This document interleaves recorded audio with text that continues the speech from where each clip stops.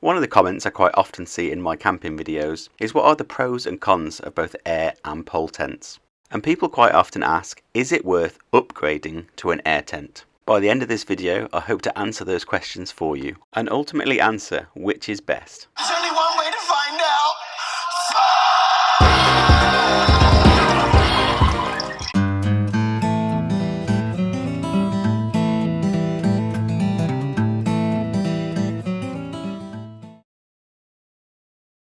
Before this battle commences, I just want to clarify exactly what I mean by pole tent and air tent, to make sure that this is a fair fight. For the purposes of this video, when I refer to pole tents, what I'm referring to is tents with fibreglass poles. These are by far the most popular types of pole tent, so I think this would make the best comparison. And it is most often the sort of pole tent that people are talking about when they ask that question, which is best, pole or air?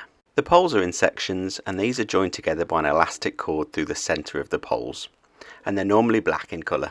The other type of pole tent you can get is a steel pole tent. These are much chunkier poles that slot together in something like the High Gear Vanguard 6 tent. These tents offer a different set of pros and cons compared to fibreglass pole tents. So in this video, we're just going to stick to fibreglass pole tents and disregard these steel pole tents for now. But if you would like to see a video on the pros and cons of pole tents with steel poles, please do let me know in the comments. So we're going to be comparing fibreglass pole tents to air tents like this one. These tents don't have poles as such. Instead of poles, they have air beams which you simply inflate to erect the tent. Now we're clear on the type of tents that we're comparing, let's have a look at the different factors which I think are important for a tent. Okay, so the 5 factors that I'm going to take into account in this video are first of all price. Is there going to be a price difference between these two types of tents? Then we're going to look at size and weight of the tent when it's packed up. How easy is this thing going to be to move around and get to the campsite?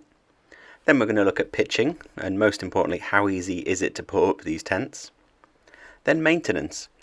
If something goes wrong, how easy is it to fix the tent? And finally, we're going to look at the strength of the tents. How well do they stand up to the good old British summer? So let's get started with price. Let's have a look at two tents that are very similar, apart from one being an air tent and one being a fibreglass pole tent. This is the Berghause Air 800 tent. It's an 8-man tent with 2 bedrooms either side of a main living area. And the price for this currently on Go Outdoors is £849. Now let's take a look at the Zenobia 8 tent by High Gear. This is a very similar tent to the Air 800 in that it has 4 bedrooms, 2 either side of the main living room, and suitable for 8 people. The price for this tent currently at Go Outdoors is £399. So a huge difference between this one and the Air 800, less than half the price for the pole tent. Now let's take a look at another couple of similar tents of air and pole construction. This is the Berghause Air 400. This is a 4-man tent with a main bedroom at the back of the tent which can be split into 2. This tent is currently £449 at Go Outdoors. Now let's compare that to the similar sized Berghaus Adhara 500 tent. This is a 5-man tent with the bedroom compartment at the back of the tent. A very similar layout to the Berghause Air 400, just with a slightly larger capacity. This tent in Go Outdoors is currently £289. So again we see that the air tent is significantly more expensive than the similar sized pole tent. Now of course there will always be offers and promotions which may change the prices of these air and pole tents. But you will generally find when comparing pole and air tents of similar size and specification that the price will be cheaper for the pole tent. So round 1 of this battle has to go to the pole tent as it wins its first point. So let's move on to round 2 where we look at the size and weight of these tents. This is my Hampton 8 tent. It's an 8-man tent with a decent living area and a built-in porch. The weight of this when packed up is 29 kilos and the dimensions of the bag are 73 centimetres by 38 by 20 centimetres. Let's compare this to the Berghaus Air 400 XL. This is a 4-man tent, so half the capacity, with a decent living room and a built-in porch. This tent when packed away weighs 31 kilos. That's 2 kilos more than the Hampton 8 8-man tent. The pack size is almost identical as well. I actually wouldn't be surprised if this is the same bag for both, just rebranded for use in the Berghaus. So the 4-man air tent weighs 2 kilos more than the 8-man pole tent and comes in the same size bag. And without fail, you will always find that 2 tents of the same size and specification, the air tent will always weigh more and have a considerably larger pack size. It is, in my opinion, one of the biggest downfalls of air tents. The size and weight of these when packed away can be a huge drawback. I quite regularly see posts on the camping groups with people saying, "Oh my goodness, my air tent has arrived and it is huge. It literally fills up my entire car boot. What am I going to do?" This issue obviously gets worse the larger the tent that you have. I think it's compounded by the fact if you need a larger tent, you obviously have a larger family, so then you've got less space in the car. This is actually one of the main reasons I myself don't own an air tent. We're a family of 6, and when we go camping we have a 7-seater. So we have half a boot to use, and we also tow a trailer, and there is no way we'd be able to fit an air tent in our trailer and all the stuff that we need as well to keep all 6 of us comfortable and happy for our camping holidays. If you have decided to get an air tent, I'd always recommend going to have a look at the pack size in the shop. Measure up and make sure that you can fit it in your car or in your trailer with all the other stuff you're going to be taking camping as well. And also make sure you can physically lift the tent to be able to get it in and out of your boot, because some of these big ones can be pretty heavy. So, due to the fact that the size and weight of air tents is considerably more than a pole tent, this round goes to the pole tent as well, giving it a 2-0 lead so far. But we have 3 factors to go, so let's carry on looking and see if the air tent can fight back. And the next factor we're going to consider is pitching.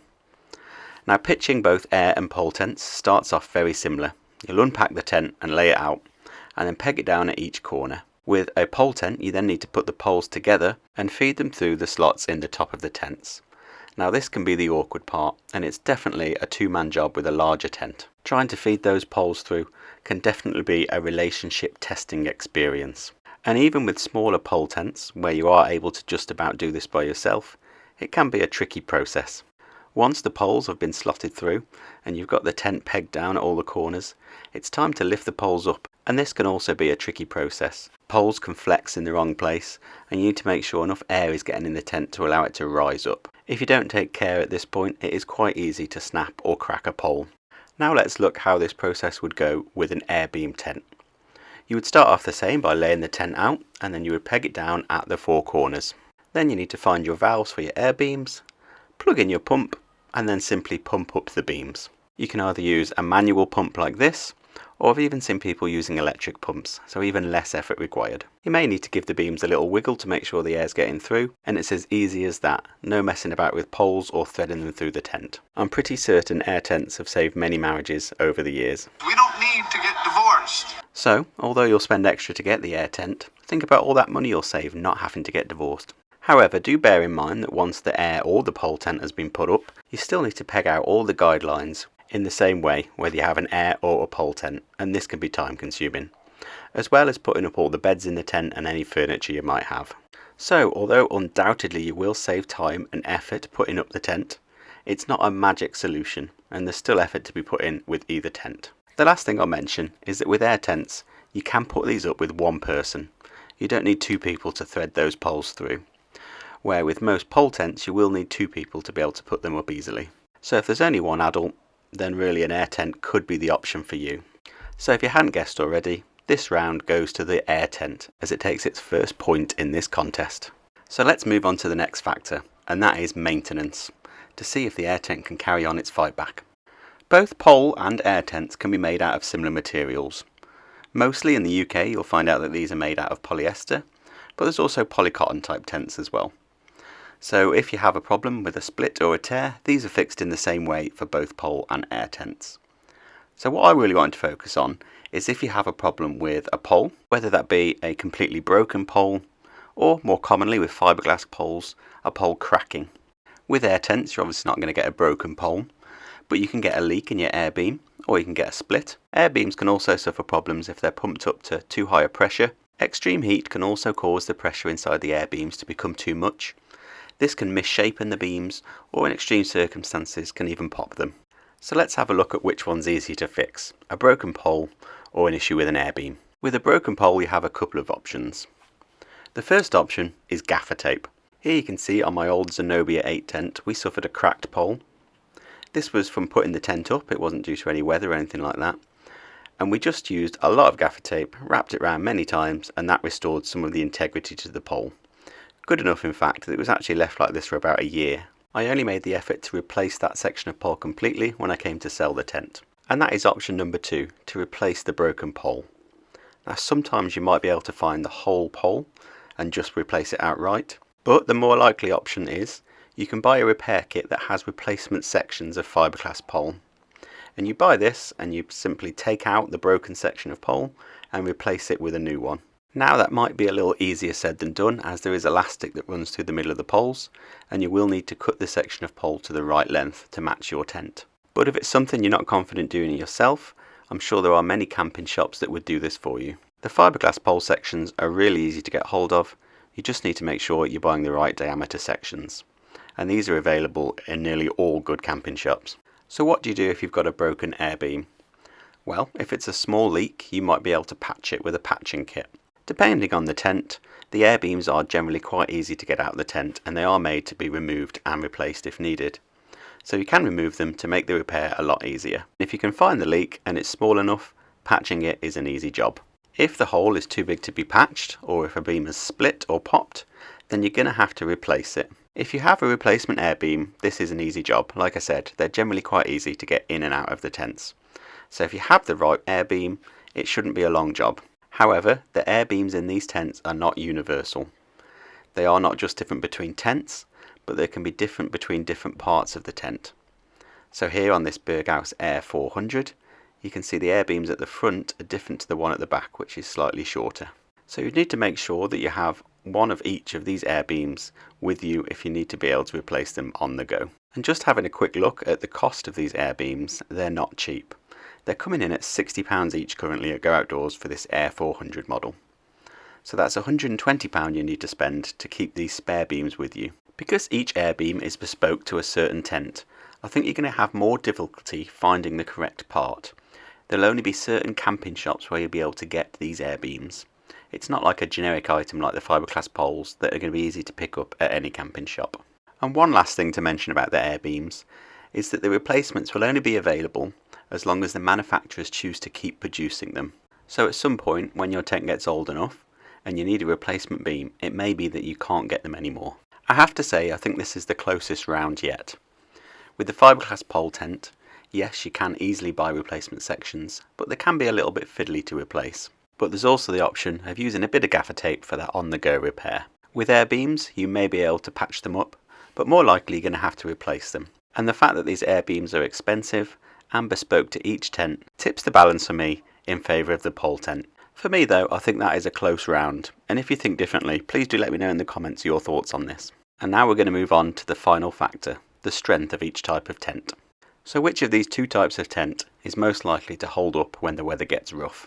While I was filming at Go Outdoors in Shrewsbury, there was some heavy gusts of wind, around 40 miles an hour. And although this tent is not pegged out properly, there was definitely a fair bit of movement in it. Now comparing this to some of the air tents in the same spot, there was nowhere near as much movement.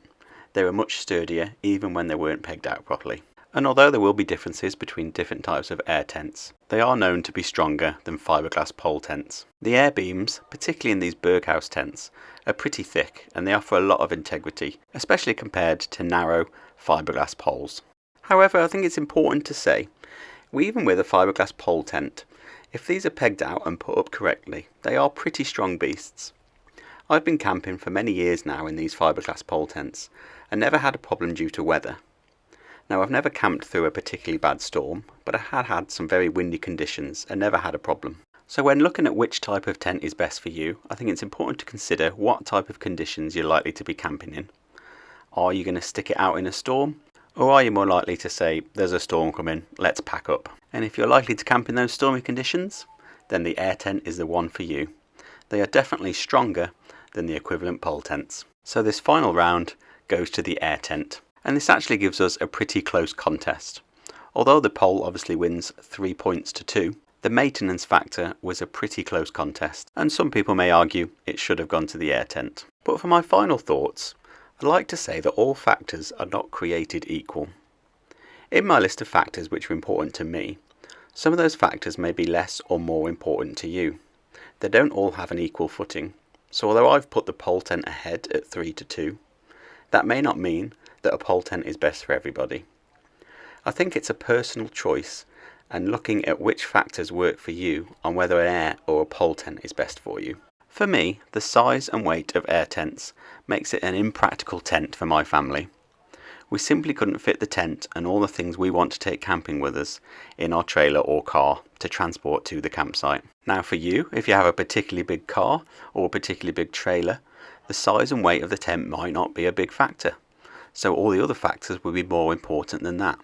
If you only have one adult to put the tent up, then the fact that an air tent can be put up by one person consistently may be the overriding factor for you. It's important when deciding between these two types of tent that you look at those factors and decide which ones are most important to you. This will enable you to make the best decision on which tent suits you best. And don't automatically assume, like I see often on camping groups, that because air tents are more expensive, they are an upgrade and they are the best solution, because they may not be for everybody. I hope this video has been useful and given you some food for thought in your decision on whether to buy a pole or an air tent. If it has been, please feel free to pitch up on the channel and subscribe. It's absolutely free and really helps me out to carry on making content like this. I have individual review videos on every tent you've seen on today's video, so please check out my channel for more camping content. Thank you very much for watching and happy camping.